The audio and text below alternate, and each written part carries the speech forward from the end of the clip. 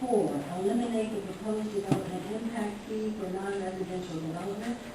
And 5, to keep a 3-year phase-in of the development impact fee upon adoption. 6, require that the development impact fee be collected prior to the issuance of a certificate of occupancy as opposed to the issuance of a building permit. Now, these recommendations that are being brought forth, there's number 7. Reduce the scope of the publicly funded improvements to park and recreation facilities master plan for proposing that the following improvement be funded and provided by non-profit or private entities through grants or even special funds. They list out those particular projects that we think could possibly fall in that particular category. One was a golf course, cultural arts complex, exploratorium, and discovery center, environmental education facility, a toddler center, desert demonstration garden, and then total improvements to be funded by the private entities will be $59 million, for a total modification to the master plan improvement will be $111 million.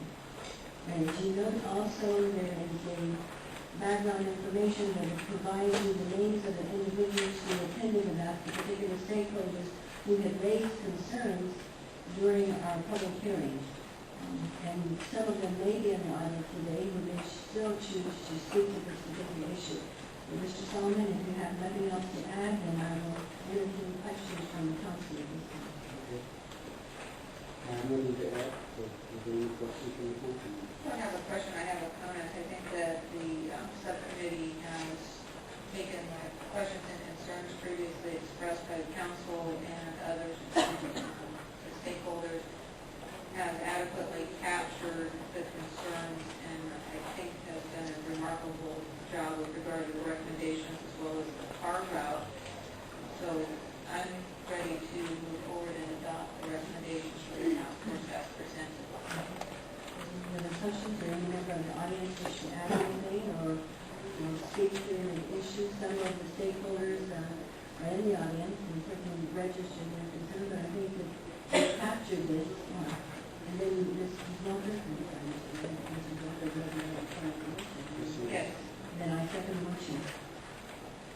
Mr. Booth, second. All of those, please vote.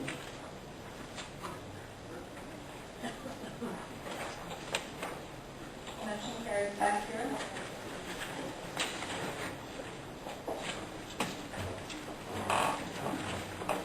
Now,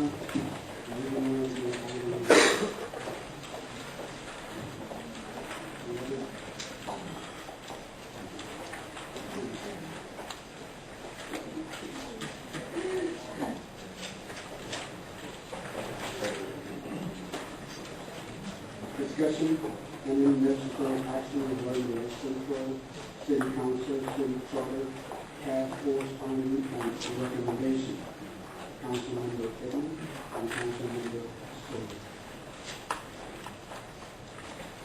I'm going to start with just giving you a background as to how we came up to this discussion today. It must have been September, October, when then Mayor Edney brought these issues to the council's attention and requested to appoint a task force that will be looking at these issues.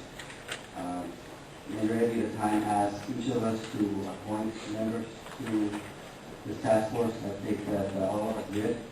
I do have to say that the task force was well represented of both private and private industry, very diverse task force. We met 4 or 5 times, more times than that, maybe a 5 or 6.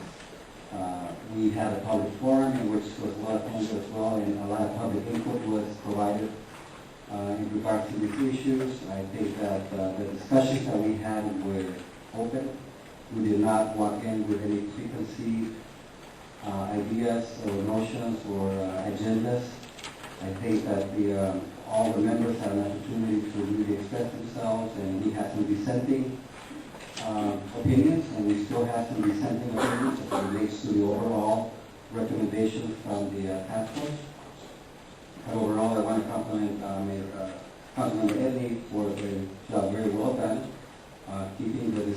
focus. We did receive assistance from the League of Cities, as well as a conference call from the mayor of what city? Vista, who had just gone through an election to become a charter city. And we were able to ask questions that relates to the pros, the benefits, and the disadvantages of both a general law city as well as a charter city. And I think the discussions were pretty healthy, and Mr. Eddie is going to go over, I believe, the recommendation from the task force.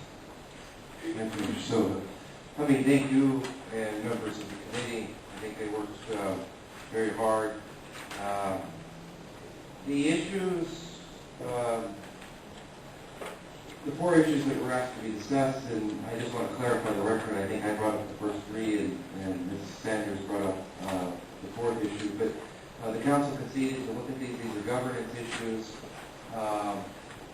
And as we approached the task force, there was no intent either for or against any of the items. It was an opportunity for us to evaluate whether there were better ways for us to govern the city of El Centro.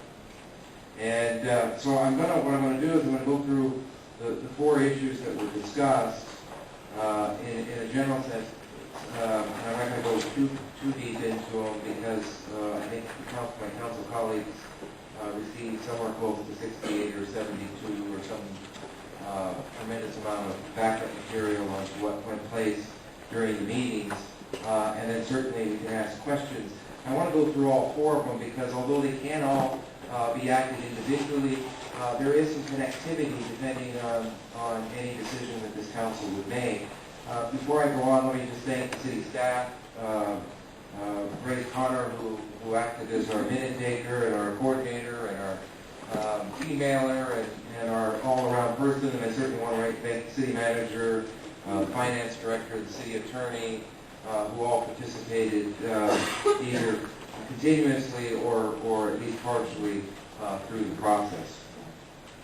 The first item we examined was the issue as to whether the city should consider the idea of moving from a general law city to a charter city.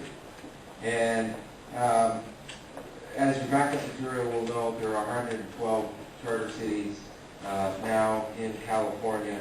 It's predominantly over the years, it was almost all of the large cities in California are charter cities.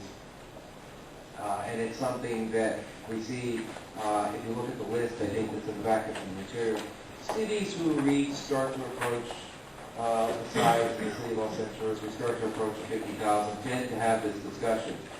Some of the newer cities are tending to go charter right from the beginning. In the backup material, there was a significant amount of discussion about what a general law city is and what a charter city is. I'm going to go over just a few of them. Obviously, significantly, if you go to a charter city, it's such that a city constitution, or in this case, charter, is the ultimate governance of the city, and it allows an opportunity for more flexibility within your municipality as to how you govern yourself. I want to make very clear that it certainly does not, in all cases, supersede state law or federal law. We are still bound by many of the issues in state law and federal law, but it does, as I said, give us some flexibility.